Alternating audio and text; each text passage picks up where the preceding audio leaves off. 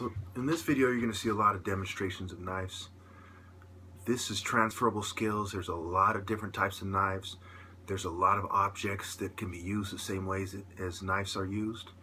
And this is one of the most pertinent and relevant skills for a martial artist in contemporary society. With that being said,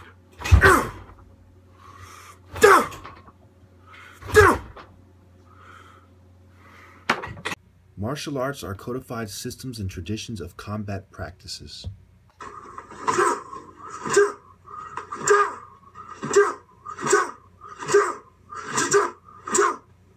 Your ability to strike someone first in combat is all that matters. These are combat practices. That's the purpose of sparring. The problem is, people in society are driven by control. Especially social control. Remember the difference between the PSYOP patches and the freedom fighter patch. If you are really a freedom fighter, you are not driven by control or maintaining the order, but giving people what is rightfully theirs and what is right. If they cannot do what I've done and they cannot beat me, my rightful place is the top martial artist. And I go over this time and time again. And the more they disagree with me, the more videos I will have up with saying just this. Just that. Let's be honest now. If some race, some 100-yard dash athlete, some sprinter said, I will give $10,000 whoever can beat me, and if no one has beaten my record time, then you have to declare me the fastest sprinter at the 100-yard dash, right? Nobody would have any problem with that. Except for the government. If he was an uncontrolled dissident, they would find any way they could to twist it. And that's what's going on here. No one has done what I've done. Fumed, drugged, gang-stalked. And no matter how you slice it, right? The other argument is, well, gang stalking doesn't exist. If you're that stupid, and that's pretty extremely stupid, right? Then the other possibility is this guy's fucking crazy. Well, then I did it as somebody who's fucking crazy. And still, nobody could beat me. Somebody who believed he was being fumed and drugged. Somehow the 13 witnesses don't mean anything, right? And it's just in his head. But even if you were dumb enough to see it that way, there's no way someone like that should be the top martial artist unless there was some kind of divine intervention. Or he was so much better than everyone else, right? It's the same kind of respect that needs to be given. And the more they challenge this idea, the more I will have to bring it up. I know it's painful to you viewers who have heard it a lot. It's painful to Big Brother who listens to me and watches me to hear me say this over and over again. The same kind of points. They're avoiding the argument and making nonsensical arguments, and this is what they do. We're talking apples, and they want to talk oranges. We're talking combat arts, deadly, fatal combat arts. And they want to talk sports, fighting. They may as well be talking about boxing. Muhammad Ali was trained in martial arts as well as boxing. And he applied some of that martial arts know-how and knowledge to boxing. Does that make it the most, common martial arts competition? The most effective? The most relevant? No. Are you fucking crazy? The most sensical martial arts competition must be the most common that shows universal skills. It's not up for discussion. It's not up for debate. And since martial arts comes with an accompanying moral code, whether it's fucking being a samurai or an African martial artist in the Atlantic world or karate or taekwondo, or, there's a accompanying moral code. You don't just get mad and punch your teacher in the face, for instance, right? There's certain basic discipline and morality which makes it so that we all know that most martial artists aren't going to compete UFC style. So even to compete with them, you have to do sparring. There's no ifs or buts. There's no beating around the bush.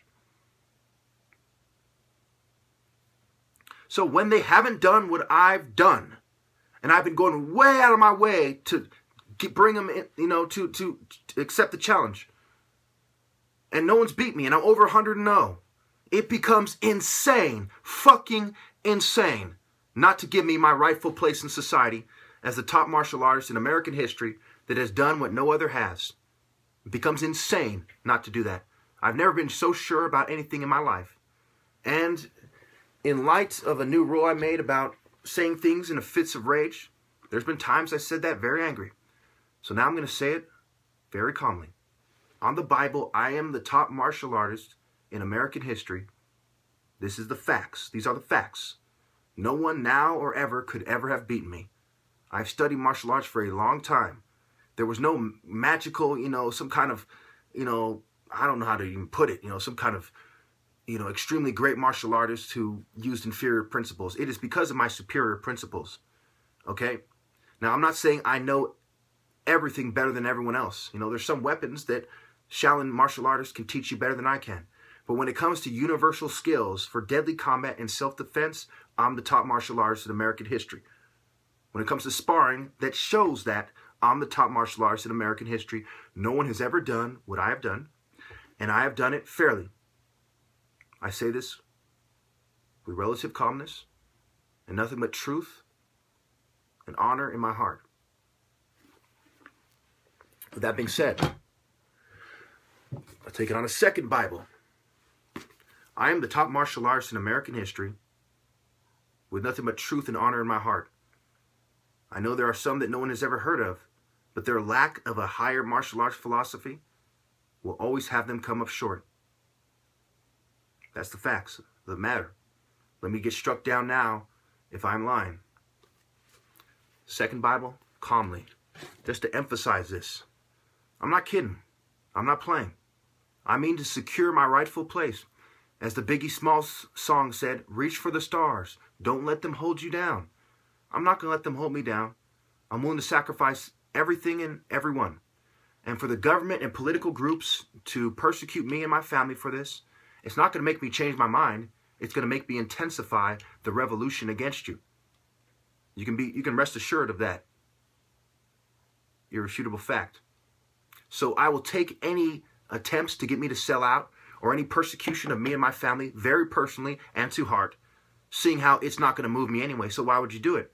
Unless you have a personal problem with me. And in that case, lock your doors, sleep with your guns, keep a good relationship with your neighbors and the police, and good fucking luck. Anyway, with that being said,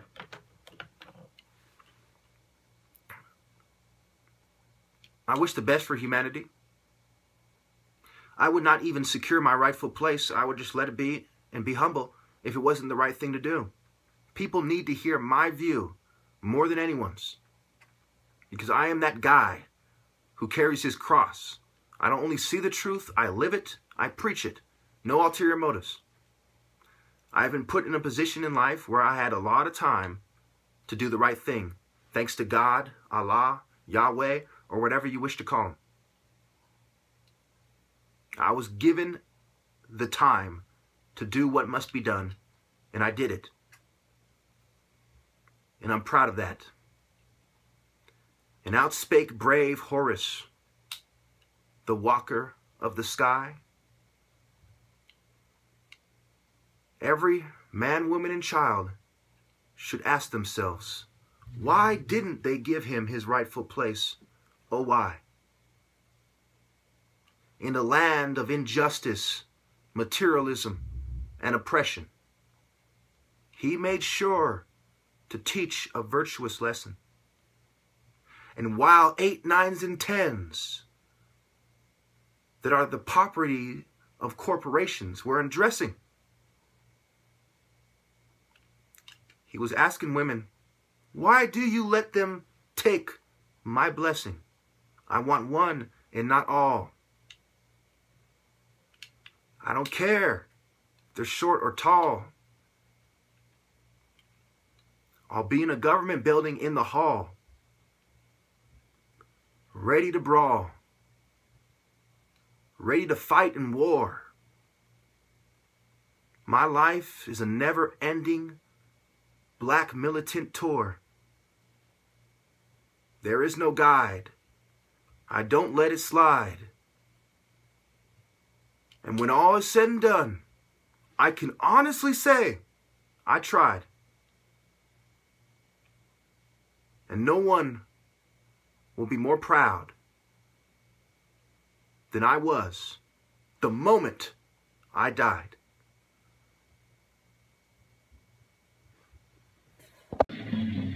I disapprove of the great Sagiti, the man who fights like 8 million. Disapprove of me, Makedama? No, Shaka. I disapprove of the great Sagiti, the man who fights like 8 million. You were kind to my mother and me, and I won't forget that. I'll not kill you or your people. I'm glad to see that you have grown in the ways of justice, Shaka. I wonder how many see you for what you really are. A killer. A killer who's contaminated his armies with his own cold-blooded thirst for revenge. Building the Mteta Confederacy is a pretense. The wars you wage are, in fact, very private and concern only a chosen few. Each of your battles is a trial in which the enemy is condemned to death for having caused your family hardship. Each village you burn to the ground is the home you were denied. Each man whose lungs you burst open is responsible for Nandi's suffering. Stop it, Shaka! Your thirst for revenge has already been quenched 1,000,000 times over. Sagiti!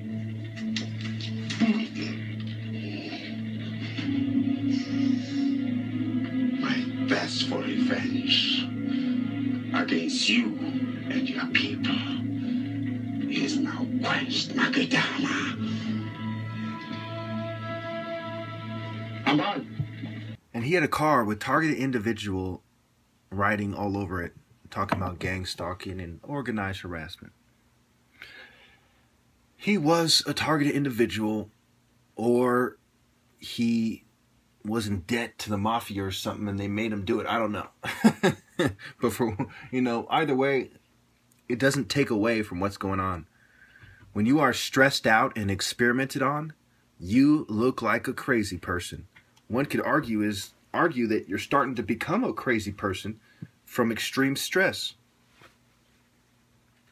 That's fine.